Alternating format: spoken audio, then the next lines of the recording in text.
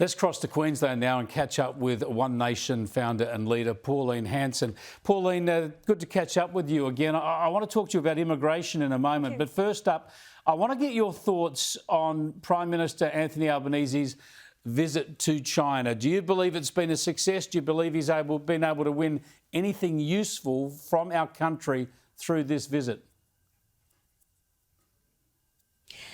Not that I can see, Chris, on the reports that I've read and what I've seen. No, I don't. I think it was about him, just his connection with Xi Jinping and ensuring that his friendship with him.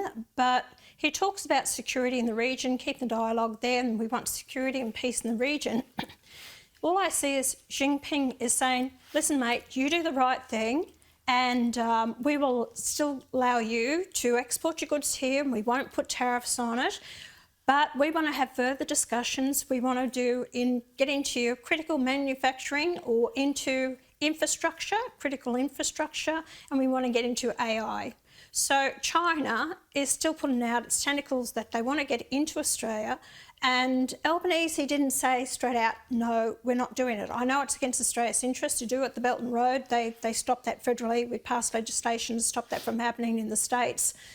But I just see, you said he's on his knees. I agree with you. I think he's kissing his feet as well while he's down there on his knees. Well, I think it's a real worry. I just think it's pathetic. It just breaks my heart. It's a real worry, Chris. It breaks my heart. And when he tells him, you know, about the warships in the Tasman Sea and out here in live fire and all the rest of it and circumnavigating Australia, he says, so well, you have your live exercises. Come on, if we were anywhere near China's waters, even if they is international waters and still legal, China would not allow us to do it. Let's be fair about that. Well, this is what concerns me, Pauline, is the fact that Anthony Albanese obviously hasn't been strong enough in private, because even what he's told us about those conversations has been pathetic. He said he raised the issue, and all Xi Jinping says back is, well, that's our right to do this. Now, and then publicly, Anthony Albanese doesn't even challenge that, doesn't even stand up and say that he demands forewarning or demands better treatment,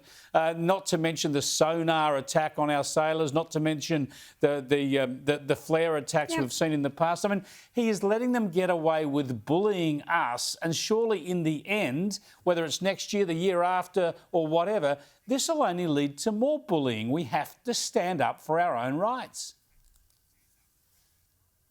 I said right from the very start, he's a pathetic leader and he is not a leader. I said that from day one when he became Prime Minister of this country. I've been proven right again. I can pick them, and I tell you what, he's one I picked. He's just stood out to me that he's no leader of this nation, and we're going to be paying the price for it. Now, I want to talk to you, Pauline, also about immigration. This is a crucial issue for the country. Gone are the days, decades ago, when you're labelled as xenophobic because you want to reduce immigration. That's ancient history now, right? This is a problem for a country dealing with a housing crisis and a cost of living crisis. And even the Labor government says immigration is too high and it promises to curtail it. Yet the latest figures out for the month of May this year, we can get the graph up now. It's the highest ever intake of permanent migrants in the month of May. We're headed for yet another year of record immigration. Well, the people voted for them, only 35%, mind you, but they feel they've got a mandate now. So the people have actually said, it's okay, bring in more people into the country. From January this year till April, 216,000. The month of May, nearly 35,000 into the country. This is just giving them more, you know, the right to go ahead and bring more and more people in the country. I raised immigration, Chris, years ago because I saw that immigration was a big issue in the country. And I'm not against immigration, but you've got to do it in a managed way that it's going to be, you know, people will assimilate into the country. We've been having a problem with people assimilating here. We brought in the wrong people into Australia, which I said in my maiden speech in 2016 on the floor of the Senate, and I've always spoken about it. I spoke out against multiculturalism. We are multiracial, but not multicultural means all these different sectors pushing their own agenda. And I spoke out about that. I was criticised for it. Isn't it funny now? World leaders, including John Howard, they come out and say multiculturalism hasn't worked. If we don't wake up to ourselves, we're becoming more like England. We're not that far behind them. And other countries around the world, this won't be a place that people will be, scrambling to come out to.